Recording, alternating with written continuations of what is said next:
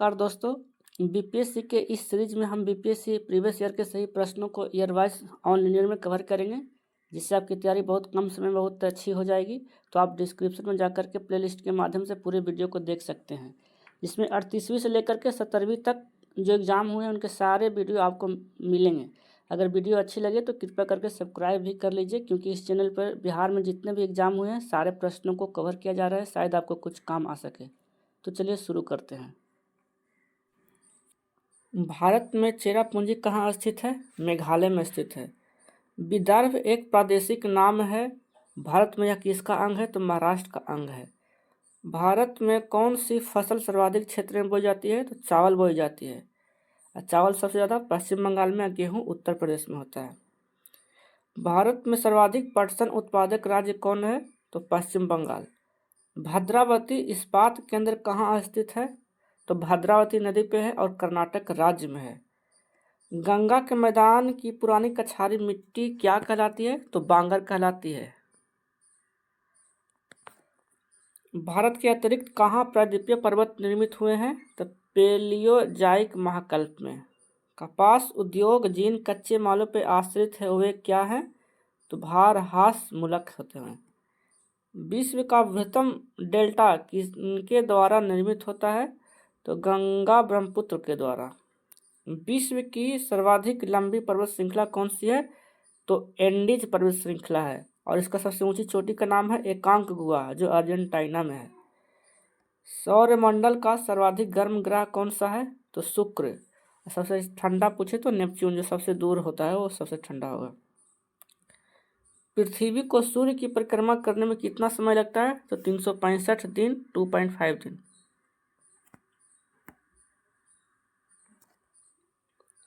पृथ्वी पर घने वन अधिकतर कहाँ मिलते हैं? तो विषुवत रेखा के पास। जिस तारामंडल के तारे ध्रुव तारे की ओर संकेत करते हैं वो कौन है? तो सप्तऋषि। पृथ्वी की सतह का वह भाग जो पानी से ढका है लगभग कितना है? तो 40 से 50 किलोमीटर। पृथ्वी पर मरुभूमि होने की संभावना सबसे अधिक कहाँ पे रहती है? तो 23 डिग्री अक्षांश के आसपास। तो 23 डिग्री अक्षांश के आसपास क्या रहता है? कर्क और मकर रेखा रहता है, उत्तर दक्षिण।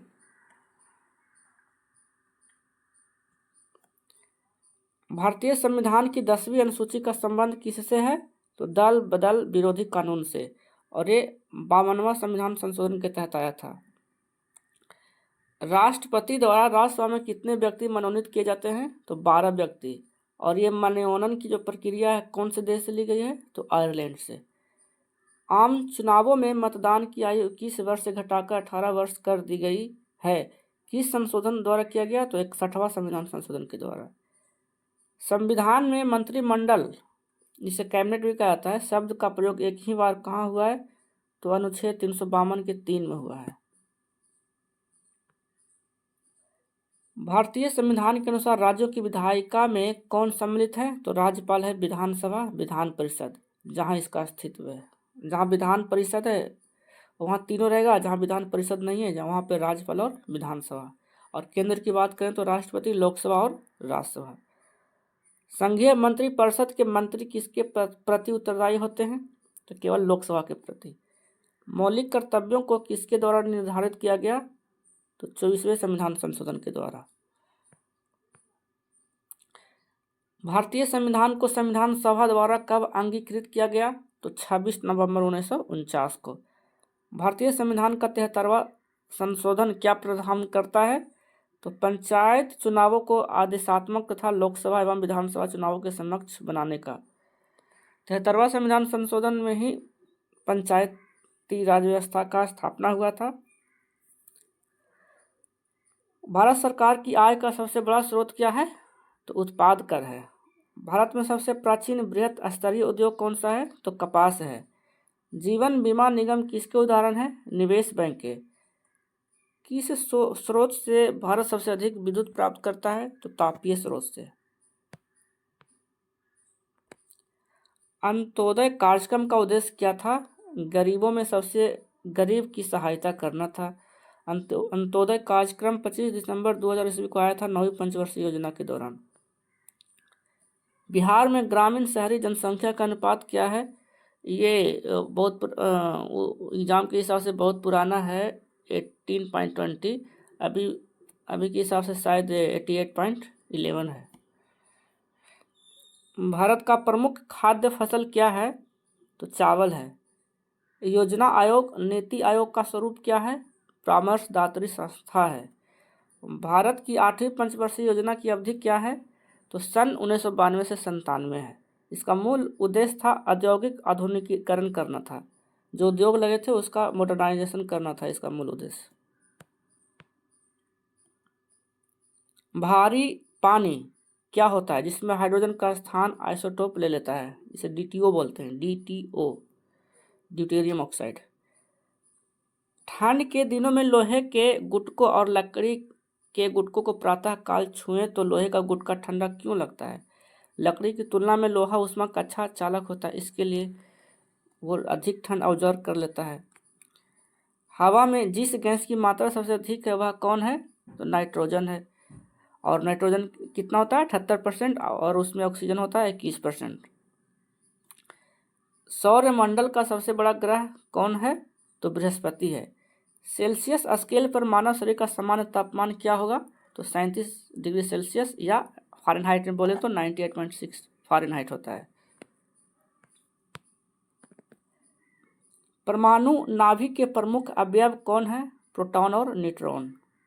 मच्छर भगाने वाली दवाओं में सक्रिय रसायन कौन है? एलिथ्रीन है। 20 वर्ष की आयु में मानव शरीर में हड्डियों की संख्या कितनी होती है? लगभग 200। स्त्रियों की तुलना में पुरुष अधिक वर्णांतता से पीड़ित हो सकते हैं। क्यों? क्योंकि उनमें केवल एक्स क्रोमोसोम होता है, इसके लिए।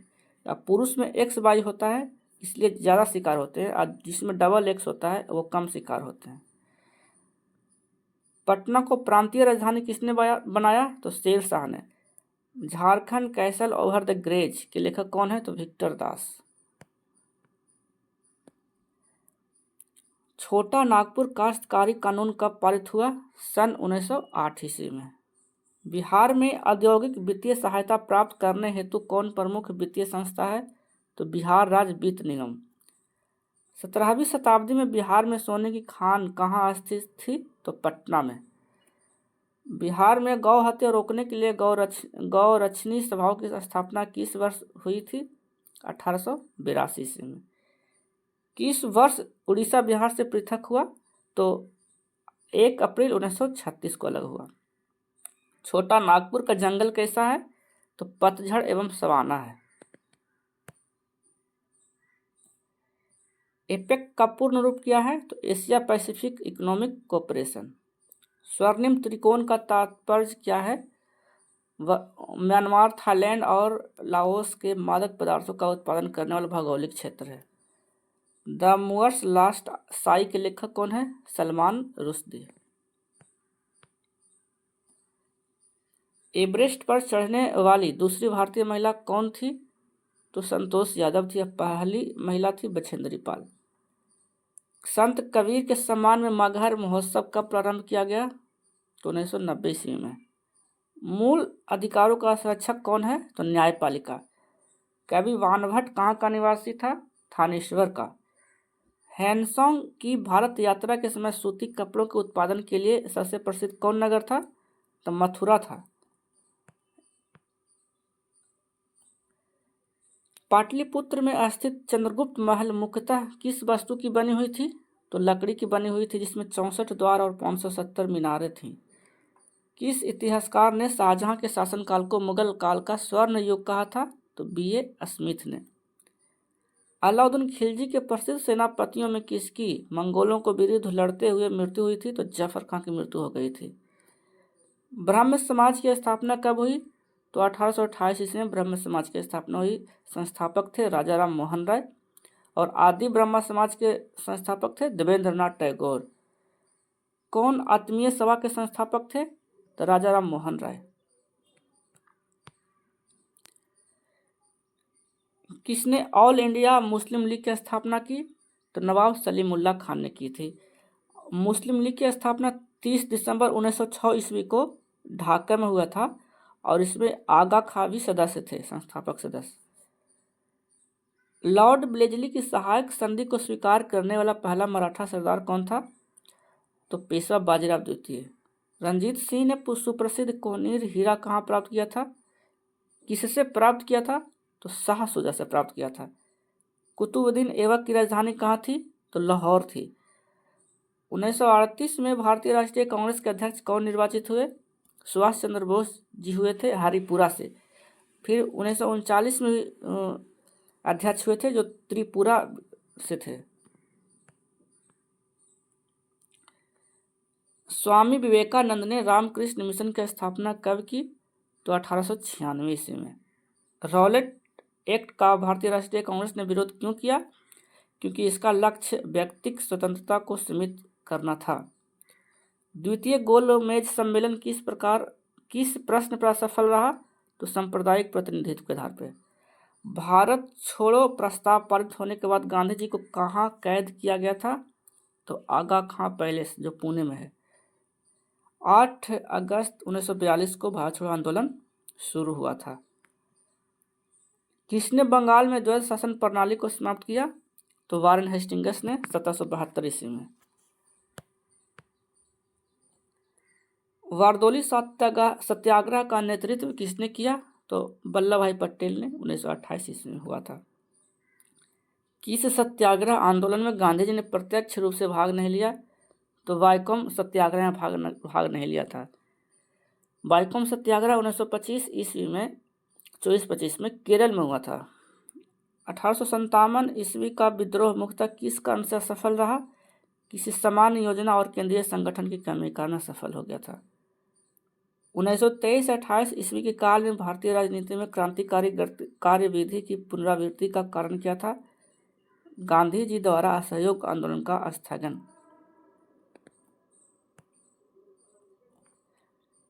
सविनय अवज्ञा आंदोलन की असफलता के बाद गांधी जी ने किसका महत्व दिया? तो रचनात्मक कार्यक्रम का महत्व दिया। सविनय अवज्ञा आंदोलन 12 मार्च 1930 को शुरू हुआ और 6 अप्रैल 1930 को दांडी में जाके खत्म हुआ। इसमें 78 सदस्यों ने भाग लिया था और 241 मील पैदल चल के चले थे। स्वतंत्र भारत का अंतिम गवर्नर जनरल कौन था? तो सी राजगोपालाचारी। जयप्रकाश नारायण को राष्ट्रीय स्तर के नेता की पहचान किस संदर्भ में मिली? तो भारत छोड़ो आंदोलन के दौरान।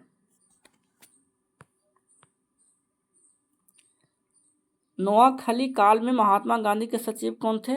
तो प्यारे लाल थे। तो नोआखली क्या था कि जो बंगाल में उस समय 1946 में जो सांप्रदायिक दंगे हुए थे उसको रोकने के लिए गांधी जी वहाँ पे रुके थे 3-4 महीने के लिए। तो उस टाइम की बात कर रहे हैं। तो उस समय उनका सचिव था प्यारे लाल थे। करो या मरो का नारा किनसे संबंधित है? तो महात्मा गांधी से। गद्दार पार्टी की स्थापना कब हुई थी? तो 1913 ईस्वी में हुई थी। और गद्दार पार्टी की स्थापना किसने किया था? तो सोहन सिंह भकना ने किया था और इसका मुख्यालय है सैन फ्रांसिस्को में, यूएसए में। होम रूल आंदोलन भारत के स्वतंत्रता संग्राम के एक नए चरण के आरंभ का द्योतक क्यों था? इसने देश के सामने स्वशासन की एक ठोस योजना रखी। 19वीं शताब्दी के उत्तरार्ध में नव हिंदूवाद के सर्वश्रेष्ठ प्रतिनिधि कौन थे? तो स्वामी विवेकानंद। अगर वीडियो पसंद आया तो कृपया करके सब्सक्राइब भी कर लीजिए, क्योंकि आपके एक सब्सक्राइब से हमें बहुत सारे मोटिवेशन मिलता है। तो वीडियो देखने के लिए और सब्सक्राइब करने के लिए बहुत बहुत धन्यवाद।